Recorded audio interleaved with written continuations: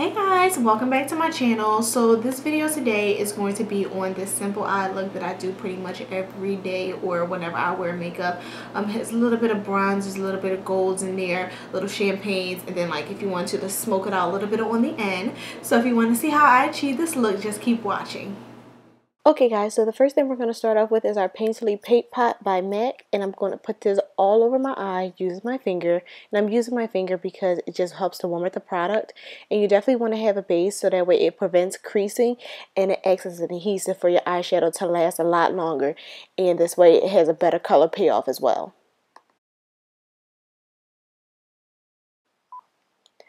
Next, what I'm going to do, I'm going to go into my Mineralized Skin Finish in Dark, and this is going to act as my transition color. And I'm going to use a nice fluffy blending brush, and I'm going to use windshield wiping motions, and I'm going to put this right in the crease on both eyes. Using windshield wiper motion is going to give it a nice airbrush finish, and you want to go with a nice skin tone color to add as your transition color because it's going to help the brow bone color and your lid color and whatever you use to deepen up your crease to blend nice and easily. Following after that, I'm going to go into my palette and I'm going to use number 14 eyeshadow from Morphe brushes. Oop, okay, clearly my eyeshadow fell out. But I'm going to go into number 14 eyeshadow from Morphe, and I'm going to put this right on top of my crease. It has a little bit of an orange tint in there because I wanted to go for a nice, bright springtime look. And I'm using the same brush that I use for my MAC Mineralized Skin Finish in Dark for that transition color. This way you don't have to switch too many brushes. If you start off using lighter colors and work your way to darker colors, it'll be a lot easier to blend out and you won't have to worry about switching brushes.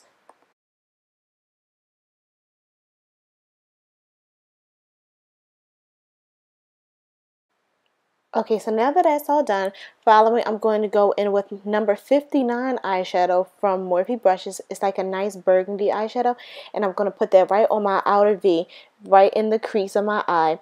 This way it gives a little bit more depth, and I'm start to build up that color because I wanted to do something a little bit more on the burgundy pink side, but I didn't want to go too dark and use a purple, so I figured this was right in the middle. And I'm only taking this halfway into my crease. I don't want to go all the way in because I don't want this to be a super smoky eye. So I'm just going to build right from the outer crease to the center. And then any leftover product I have, I'm just going to blend it all the way into the eye. Now I'm blending everything out with a clean blending brush. And then I went in with Morphe eyeshadow in number 11. And I'm going to take a flat packing brush and pack that right on my lid. And I'm just packing all over. You don't want to swipe because when you pack, you actually get a better payoff than when you swipe because you're not actually moving the product around. I absolutely love this eyeshadow because it has a nice foily metallic look. So when you go outside and the sunlight hits your eyes, it's going to have like a nice little glisten look to it. It is absolutely beautiful.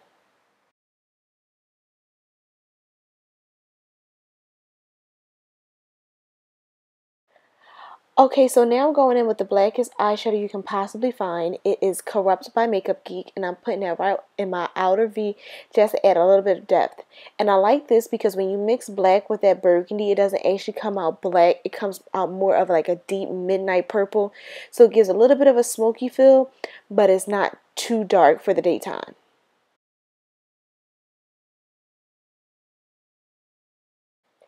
And after I add in that black eyeshadow, I'm going to go in with a clean blending brush just so that way everything is flawless and seamless and you can't see when one eyeshadow starts and when one eyeshadow stops. This is how you know you've completely blended your eyeshadows.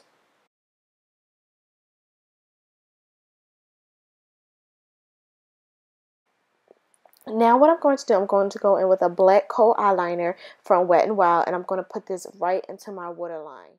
I'm going to bring this a little bit further down beneath my waterline so this way when I add my eyeshadow in, it'll act like a base to help keep that color locked in place. Next, what I'm going to do, I'm going to take a pencil brush and I'm going to go back into that number 14 eyeshadow from Morphe and buff out the eyeliner under my waterline. And this is going to create that smokiness feel and to start bringing everything together so that way it's more cohesive with the top of my eye. And then I'm going to go back into that burgundy eyeshadow and buff that on the lower lash line as well, just to keep everything nice and balanced. Just as we did with the top, I'm only going to take it from the outer corner halfway into the eye. I'm not going to bring it all the way in because we're going to use another eyeshadow there to help it pop a little bit more. This is where we come back in with the number 11 eyeshadow, the nice foil metallic one from Morphe, and we place that right on the inner half of the eye. And this is what's going to help it pop and to really open up the eye so it's not a super dark smoky eye. And with that same pencil brush, I'm going to go back into the corrupt eyeshadow, that black eyeshadow from Makeup Geek, and I'm going to put that right at the outer corner of the eye to help blend everything out. And then I'm going to go in with that same clean blending brush and just go all over the eye to make sure everything is flawless and seamless. And now I'm just going to take that Becca highlighter in Opal and I'm going to put that right in my inner corner. I didn't have another clean pencil brush, so I just used the eyeliner brush. But it's okay because it's small and it gets right there in the inner tear duct. So I'm just going to place that right there just to open up the eye and give a nice little twinkle.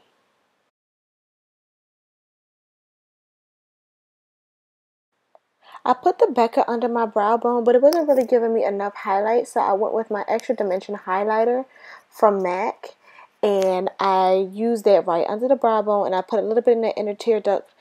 This way, it gives me a little bit more of a reflection, a little bit more of a pop under my eye to look a little bit more metallic-y.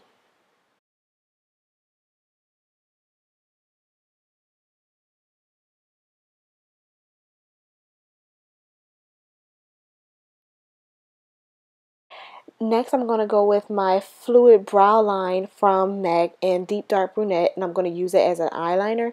Even though it's not meant to be used as an eyeliner, I like the way that it lasts, so I'm going to put that right on my eyes as if I was using any regular eyeliner. And I'm going to use the 210 brush by MAC, and I'm just going to wing that out just a little bit.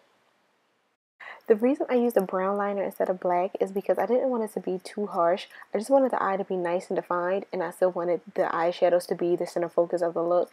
So you can always go in with black if you wanted to make it a little bit more of a smoky nighttime look, but for the daytime, for a little bit more of a wearable look, I just went with brown.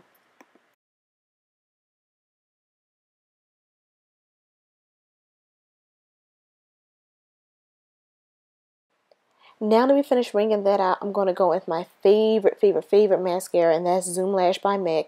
And I'm going to use that all over on both my eyes.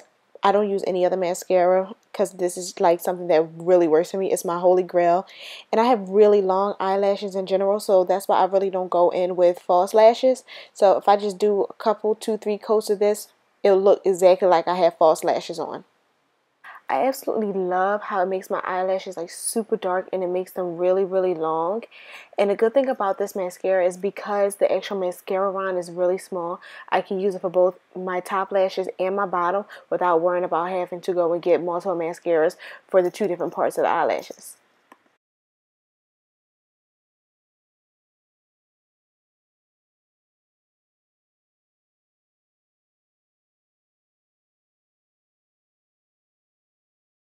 Okay, so this is the last step for the eyes, so now we're going to move on to the lips, and I'm going to take Chestnut Lip Pencil by MAC, and I'm going to line all over my lips.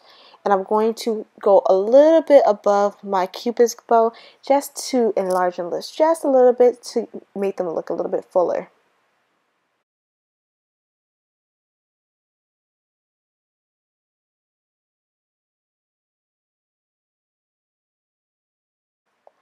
Lining your lips is going to help your lips to look a little bit more defined, and it allows brighter colors to be toned down to make them a little bit more wearable for deeper skin tones.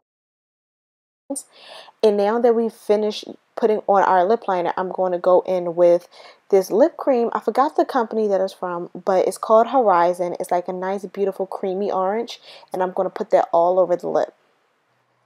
And I'm going to rub my lips together and blend it right in with that lip liner so then everything goes blended smoothly together. So you can't see where the lip liner starts and where the lip gloss or lip cream actually ends.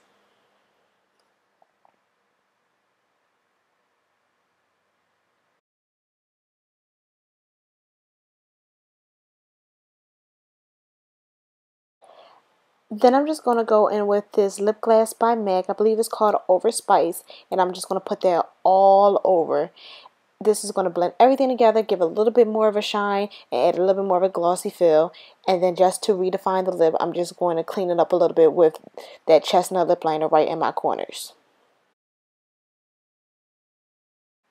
And lastly, what I'm going to do, I'm just going to spray myself with some Fix Plus Spray by MAC, and we're all finished. I want to thank you guys so much for actually watching my video. If you liked it, please thumbs up the video, and don't forget to rate, comment, and subscribe, and then I'll see you in my next video. Okay, bye guys.